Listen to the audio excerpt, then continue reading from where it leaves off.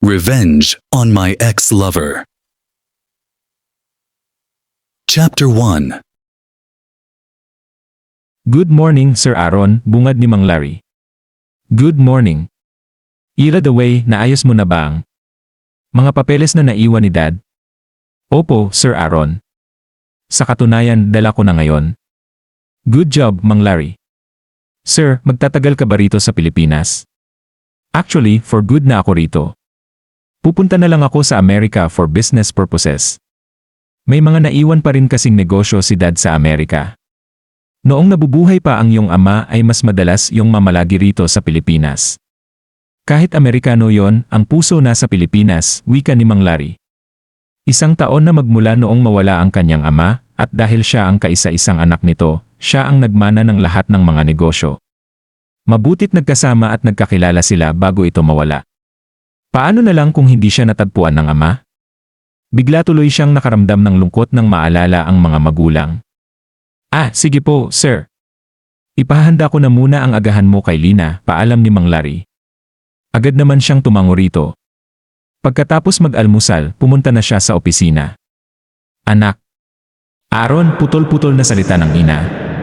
Yon lang ang narinig niya mula rito bago ito malagutan ng hininga. Inay, sigaw niya habang yakap-yakap ang inang wala ng buhay. Abalang-abala si Valerie sa paghahanda ng kanilang almusal. Naku! Ikaw talagang bata ka, trabaho ko yan. Yaya Mercy, hayaan mo na po akong gawin ang mga ganitong simpleng gawain. Sinasanay ko na ang aking sarili. Alam mo naman pong hindi na tulad noon ang buhay namin. Paano na lang kung umuwi ka na ng probinsya, malungkot na wika niya. Bumuntong hininga si Yaya Mercy bago magsalita. Valerie, nangako ako kay Doña Clarita bago ito mamatay na kahit ano nang mangyari ay hindi kita iiwan. Wala na rin naman akong pamilyang uwian. Si Doña Clarita ang ina ni Valerie. Hindi na ito nagkaroon ng sariling pamilya dahil bata pa lang siya noon ay si Yaya Mercy na ang naging katuwang ng mommy niya sa pag-aasikaso sa kanya habang busy ang mga magulang sa kanilang negosyo na halos wala na ngayon at itong mansion na lang ang natitira. Mabuti na nga lang kahit papaano ay mayroon siyang sariling savings, hindi man gaanong kalaki pero pwede nang panimula habang hindi pa siya nakakahanap ng trabaho. Graduate siya ng business management kaya alam niyang madali para sa kanya ang maghanap ng trabaho kung gugustuhin niya. Yaya Mercy, plano ko sanang mag-apply ng trabaho. Bukod sa mga gamot ni Daddy, kailangan niya ng regular na therapy. Halos isang taon na rin na nasa ganon ang kalagayan ang kanyang ama. Hindi pa rin ito nakakapagsalita at sa wheelchair lang ito namamalagi. Hindi na rin ito maigalaw ang kalahati nitong katawan sanhi ng stroke. Ikaw ang bahala, Hija. Alam kong hindi ka sanay sa hirap. Nag-aalala ako sa iyo kung kakayanin mo ang hirap ng buhay, malungkot na wika nito. Yaya Mercy, huwag po kayong mag-alala. Kaya ko pong tiisin ang lahat ng hirap para kay Daddy. Hindi man ito perpektong ama ay naging mabuti ito na halos prinsesa ang trato sa kanya. Ang pakikipagrelasyon niya noon kay Aaron ang hindi lang nila napagkasunduan. Ayaw ng daddy niya kay Aaron dahil anak lamang daw ito ng kanilang labandera na si Nanay Celia. Mga bata pa lang sila ni Aaron noon ay ito na ang gusto niyang makasama habang buhay. Bumuntong hininga siya. Pinunasan niya ang mga luhang bigla na lang tumulo at nagpatuloy sa kanyang ginagawa. Tapatin mo nga akong bata ka. Ang mga luha bang yan ay dahil kay Aaron? Ilang taon na ang nakalipas, pero parang sariwa pa rin ang lahat ng nangyari noon sa pagmamahalan nila ni Aaron. Nagising siya sa mga sigawan mula sa labas ng kanilang mansion, kaya bumangon siya para alamin yon. Oh and by God, sigaw niya. Dad! Mom! Aaron, ano nang nangyari sa'yo? Patakbo niya itong nilapitan. Aaron, bakit ang dami mong dugo sa damit, ha? Hinawakan nito ang kanyang pisngi. Valerie, listen to me. Pinapatay ng daddy mo ang inay ko. Wala na siya, hagulhol nitong iyak. Hindi agad siya nakakibo at halos hindi makapaniwala sa narinig. Bumaling siya sa mga magulang niya. Dad, is it true? Mom! Maging siya ay emosyonan na rin sa mga nangyayari sa paligid, sa mga taong mahal niya. Wala siyang narinig na kahit anumang sagot mula sa mga magulang. Iyak lang ng iyak ang mommy niya. Hinawakan ni Aaron ang mga kamay niya. Mahal mo ako. Di ba? Mahal na mahal kita. Sasama ka ba sa akin? Sasama ako sa iyo kahit saan, Aaron, walang pagdadalawang isip na sagot niya. Lalayo tayo at bubuo ng sarili nating pamilya. Mahal na mahal kita, Valerie. Hihintayin kita mamayang gabi sa ating tagpuan. Pagkatapos ay hinalikan siya nito sa mga labi at umalis na ito. Pinunasan niya ang mga luha at lumabas na para alalayan ang ama para pakainin ito ng almusal. Isang malakas na katok sa pinto ang gumising sa masamang panaginip ni Aaron. Sir Aaron, si Banjo po ito. Patuloy pa rin ito sa pagkatok. Napanaginipan na naman niya ang kanyang mahal na ina. Sariwang-sariwa pa sa isip niya ang eksena kung saan naratnan niya ang ina na naliligo sa sarili nitong dugo. Sa tabi nito ay kalakip ang isang liham na nagmula kay Don Carlos Fuentebella.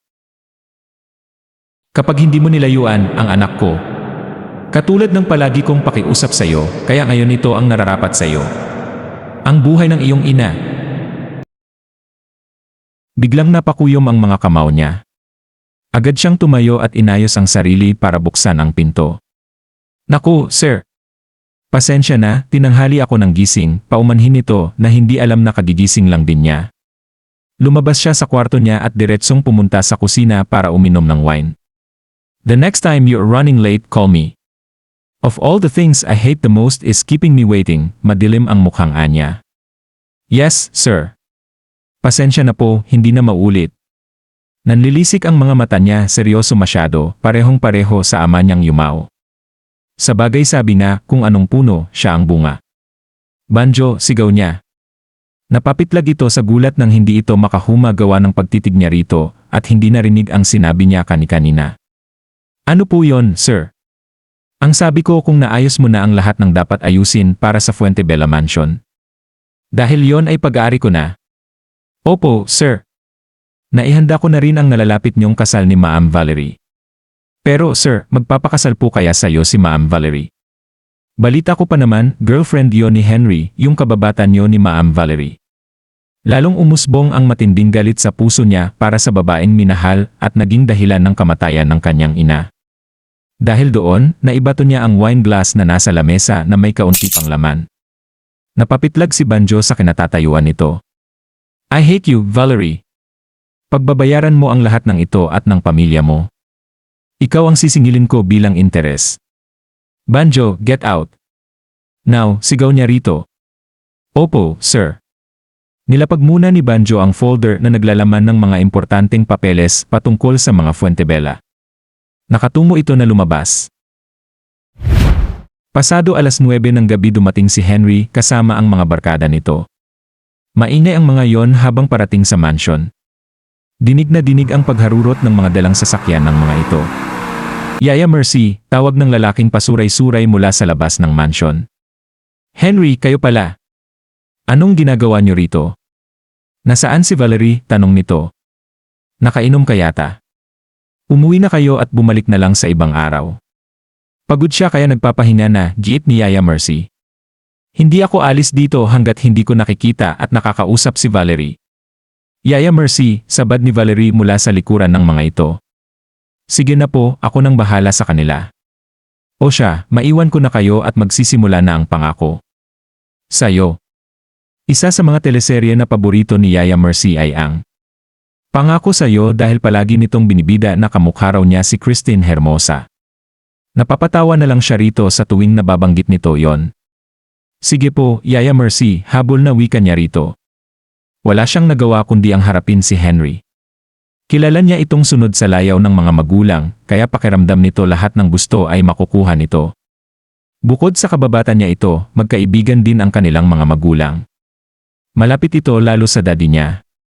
Henry, what are you doing here? Nakikita mo ba kung anong oras na?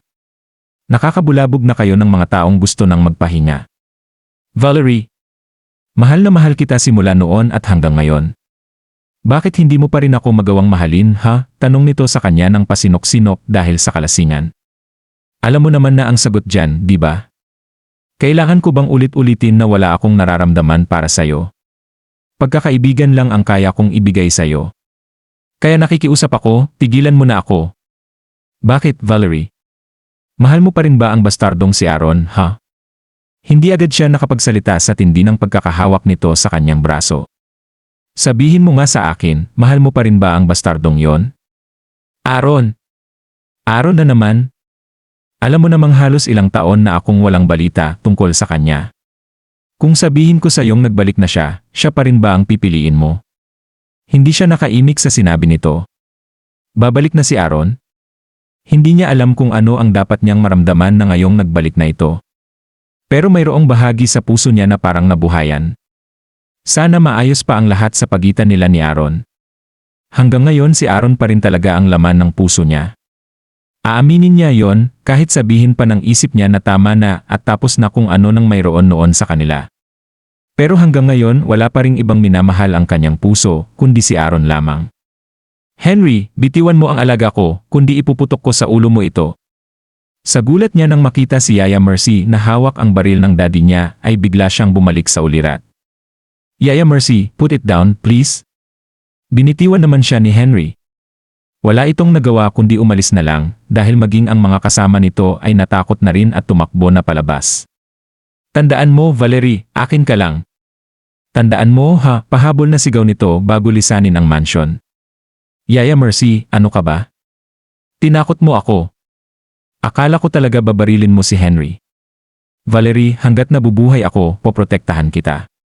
Lalo ngayon na hindi ka na kayang ipagtanggol ng daddy mo dahil sa kalagayan niya, anito sabay tulo ng mga luha. Lumapit siya rito at niyakap ito ng mahigpit. Kaya love na love kita, ay. Pinunasan niya ang mga butil ng luha nito. Si Aaron ba love mo pa rin? Tanong nito habang pangiti-ngiti. Napatawa siya. Yaya, stop it. Tumalikod na siya para hindi nito makita ang pamumula ng kanyang pisngi. Good night, Yaya Mercy. Matutulog na po ako. Pagdating niya sa kwarto ay humiga siya sa kama ng patihaya at napangiti sa pagbabalik ni Aaron. Pero bigla ring napawi ang mga ngiting iyon dahil alam niyang hindi na tulad noon ang mayroon sa kanila sanhi ng ginawa ng daddy niya sa ina nito na si Nanay Celia. Agad naman niyang ipinikit ang mga mata para matulog. Sinadyang pumunta ni Aaron ng mas maaga dahil gusto na niyang makita si Valerie kung paanong naghihirap sa hatid ng unang araw ng kanyang paghihiganti. Pero sa bandang dako ng puso niya ay gusto niya na talagang makita ito matapos ang ilang taon. Parte sa mga plano niya ang makitang nahihirapan ang unika hija ni Don Carlos Fuentebella. Sa paraang ito, may paghihiganti ko na ang aking inay. Napakuyom ang kanyang dalawang kamao nang maalala ang pagpaslang sa kanyang ina. Sir Aaron, nandito na po tayo, wika ni Mang Larry. Thank you, Mang Larry. Hintayin mo lang kami rito sa sasakyan. Banjo, let's go. Yes, sir. Nanginginig pa, pabirong sagot nito sa kanya. Puro kakalokohan. Yung mga papeles nandyan na ba? Kumpleto na po, sir. Ang kulang na lang ay ang matamis mong ngiti. Biro lang, sir, wika ni Banjo. Tarantado, tara na. Humahangos pa si Yaya Mercy nang umakyat ito sa silid ni Valerie. Yaya, what's wrong? Bakit namumutla ka? Takang tanong niya rito. Si Aano nasa nauutal na sagot nito. Bumaba agad siya para tukuyin kung sino ito. Laking gulat niya nang makita si Aaron. Halos ang laki ng pinagbago nito. Lalong kumisig at tumikas ang katawan nito. Tumangkad ito na para bang Hollywood actor ang datingan ngayon, younger version ni Brad Pitt. Malayo sa dating Aaron. Gwapo na ito noon pa pero payat, kabaliktaran ngayon na matipuno. Kitang-kita sa all-black outfit na suot nito ang ganda ng pangangatawan na mayroon ito ngayon. Ang mga mata nitong kapag nagkamali kang titigan, siguradong matutunaw ka sa ganda ng mga yon.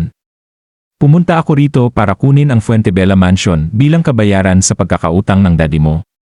Dahil hindi niya na nabayaran ang utang, itong mansion niyo ang ginawa niyang collateral. Para siyang pinagbagsakan ng langit at lupa sa mga narinig mula rito. I don't understand. Paanong nagkautang sa iyo ang daddy ko? Takanyang tanong. What's going on? Sapo-sapo niya ang kanyang ulo dahil sa gulat. Hindi nito naiwasang mapatingin sa dating kasintahan. Ang mga labi niya na kulay cherry, magulo ang itim na buhok na halatang kagigising lang nang bumaba galing silid. Pero hindi hadlang yon sa napakaganda niyang alindog sa suot niyang sexy blue sleepwear. Parang mayroong gustong kumawala sa pagkalalaki nito sa mga oras na yon. Aaron, let go of early arm. Ano ka ba? Can't you see I'm hurting? Sir Aaron, nanggigil ka agad sa kagandahan ni Ma'am Valerie. Hoy sir, nakangising biro ni Banjo. Hindi nito namalayang hawak na nito ang braso niya. Bumalik ito sa ulirat at biglang binitiwan ang braso niya. Kasabay yon, tiningnan nito ng masama si Banjo. Bullshit, Banjo, sigaw nito. Ibigay mo na sa babaeng yan ang katibayan na pagmamay-ari ko na ang mansyong ito. Ibinigay ni Banjo ang isang folder kay Valerie. Bumuhos ang mga luha niya at ang kanyang mga tuhod ay unti-unting nawawala ng lakas sa isiping pati ang mansyon nila ay mawawala na rin. But you have one option. Lumapit ito sa kanya na halos maglapat na ang kanilang mga mukha, kaya pilit niyang inilayo ang sarili mula rito. Muli siyang naglakas loob na magsalita. Ano yon? Marry me, and this mansion will be yours again. Walang kagatol-gatol nitong sagot. What? Sa gulat niya ay muntik na siyang matumba. Mabuti na lang at napahawak siya sa sofa. Pinlano mo ba ang lahat ng ito, ha? I don't have time to explain at all. Tandaan mo, ikaw at ang pamilya mo ang may atraso sa akin. Kung tutuusin, pwedeng-pwede ko na kayong palayasin ngayon. Pero dahil may pinagsamahan naman tayo, kaya binibigyan kita ng 2 araw para magpasya. You're crazy. Really, are you doing all this? Wala akong nagawang kasalanan sa'yo. Ang pamilya ko. Pero ako, ha? Ang kanyang mga luha ay walang pagsidlan. Muli itong lumapit at hinawakan ang 2 niyang kamay. Isinandal siya nito sa pinto at bumulong, ang lahat ng pag-aari ko ay akin lang.